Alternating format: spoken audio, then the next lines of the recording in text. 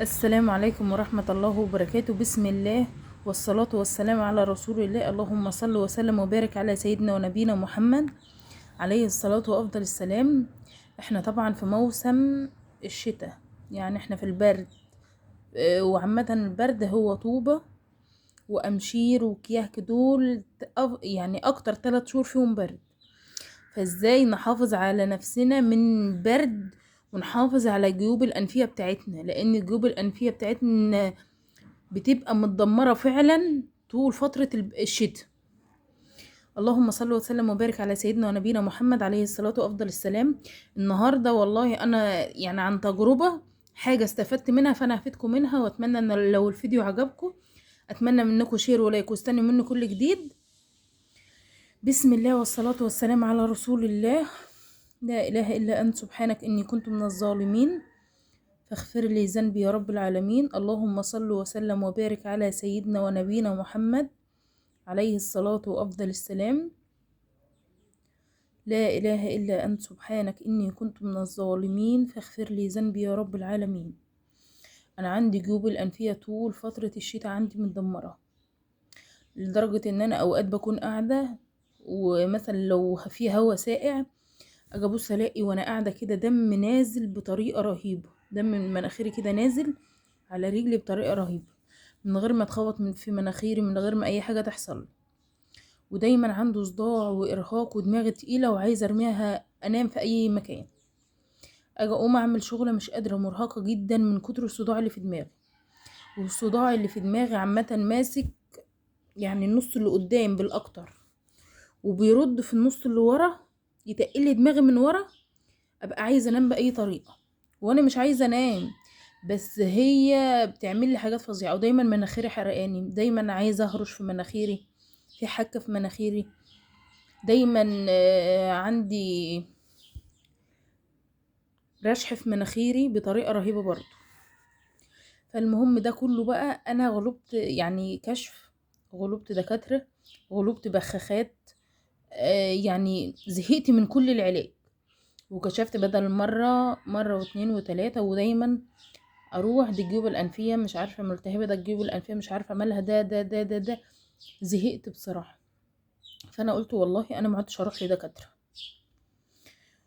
فانا خلصت البخاخة دي خلصتها ماشي، والدكتور تاني كتب لي بخاخة دي. ده غير طبعا البخاخات اللي انا استعملتها واترمت والله، وكنت برميها سليمة لان ما بتعملش معايا مفعول خالص.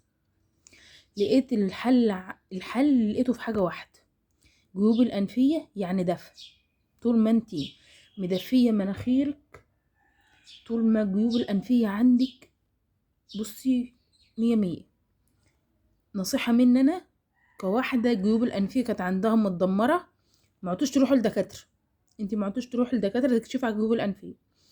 هقولك حل بسيط جدا وحاجة علاج بسيط جدا، مش هيكلفك حوالي 3 جنيه. عارفة الكمامة اللي احنا كنا دايما لابسينها أيام الكورونا؟ ساعة ما تحس ان دماغك صدعت وخلاص دماغك تقلت والجيوب الأنفية عندك باظت ورشح بقى باستمرار، هاتي لك الكمامة دي والبسيها. هاتي الكمامة اللي هي دي السميكة دي والبسيها على مناخيرك.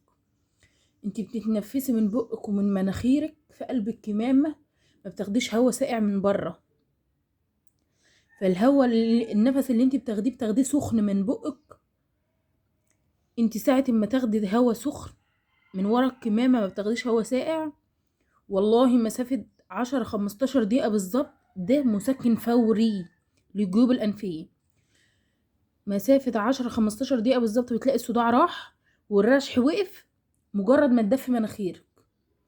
انا بيني وبينكم والله العظيم انا كنت بجيب في الاول كمامه والله، ودكتور هو اللي قال لي عليه، قال لي البسي كمامه فين ما تروحي هتلاقي نفسك ارتحتي. هاتي الكمامه حطها في بيتك. والله العظيم انا مش هضحك عليكم، مش كل شويه بروح اشتري كمامه، لا. انا ساعه ما الاقي خلاص صدعت ودماغي تقلت وانا بعمل شغله وعايزه اكملها ومش قادره اكملها، بقوم جايبه الطرحه اللي انا لابساها ولفاها على مناخيري داير ما يدور. الفها على مناخيري واجيبها من ورا دماغي كده والف على مناخيري كده لغايه ما يبقى في طبقه تقيله على مناخيري ان هي تدفي مناخير. كده برضو تمام، وخلص شغلي والاقي دماغي ارتاحت ومفيش اي حاجة. والله العظيم والله العظيم انا حرفيا كنت بعيط من دماغي ومن الرشح اللي في مناخيري ان انا مش قادرة اقاوم. كل ما اجيب منديل وانزل ينزل الاقي تاني تاني تاني تاني. غير الصداع اللي كنت دايما بعيط منه ان انا عايزة اعمل شغلتي، عايزة اخدم عيالي ومش قادرة، دماغي تقيلة وعايزة ارميها في اي حتة.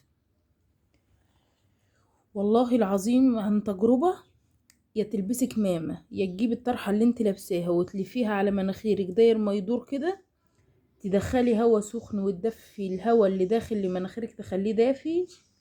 مجرد ما تعملي الحركة دي ان الصداع اللي في دماغك هيرتاح تماما تماما تماما. انا ساعة ما كنت يعني ايه بزنق قوي كنت بقوم بخ بختين من البخاخة دي واقوم لفة الطرحة او لابسة الكمام. والله العظيم حاجة رهيبة جدا جدا جدا جدا، وده انا مخلصاها. يعني بصراحة والله ولا تقولوا علاج ولا غير علاج ولا تقولوا حاجة خالص. والله العظيم ان انت تدفي مناخيرك، وعامة حاولي تجتنب الخروج في الهوا بدري.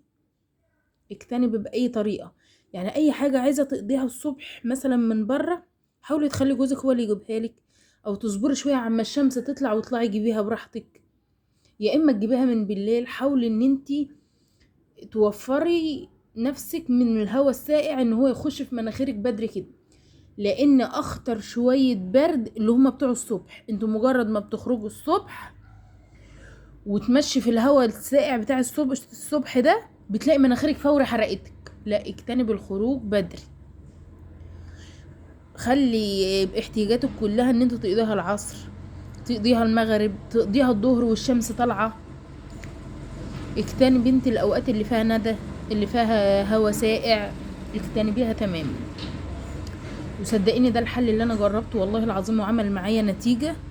والله العظيم حل مش هيكلفك حاجة خالص، بس اول ما انت تدفي مناخيرك هتلاقي كل حاجة بقت تمام. الصداع راح، مناخيرك ارتاحت، الحرقان اللي فيها راح، الحكة والهرش اللي انت عايزة تهرشه في مناخيرك خلاص هدي، الصداع راح، وقدرت تقاومي وتكملي يومك بسلام، ومفيش حاجة ولا دماغك تقيل ولا في حاجة تعباكي.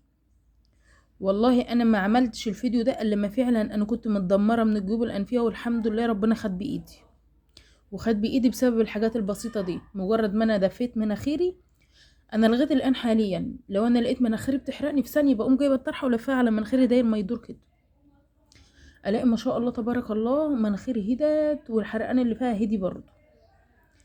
واتمنى ان انا لو فدتكم، بس انتوا ما تحكموش ان انا فدتكم الا ما تجربوها زي ما انا جربتها، وصدقوني هتدعوا لي والله. اتمنى ان انا لو فدتكم واستفدتوا من معلومتي، اتمنى منكم شير ولايك واستنوا مني كل جديد، وان شاء الله هنزل لكم كل جديد. وربنا يعين كل واحد عنده الجيوب الانفيه في البرد ده. هو اصعب 3 شهور على مرضى الجيوب الانفيه، ال3 شهور اللي انا قلت عليهم كياك وطوبة وامشير، دول اصعب 3 شهور واصعب مدة في البرد. فحاولي تحافظي على نفسك، لان برضو هي لو زادت عن حدها بتأدي لحاجات وحشة احنا في غنى عنها، وبتأدي برضو لدكاترة والعمليات جراحة، وربنا يسترها ويعدها على خير. فأتمنى ان انتوا تحافظوا على نفسكم جميعا يا رب، وربنا يحفظكم من كل شر ومن كل سوء، وربنا يعيننا ويقوينا على الغلا والعيشة اللي احنا بقينا عايشين فيها، وربنا يسترها على مصر وعلى أولادنا جميعا يا رب. وأتمنى منكم شير ولايك، والسلام عليكم ورحمة الله وبركاته. اللهم صل وسلم وبارك على سيدنا ونبينا محمد بقدر حبك فيه عليه الصلاة وأفضل السلام.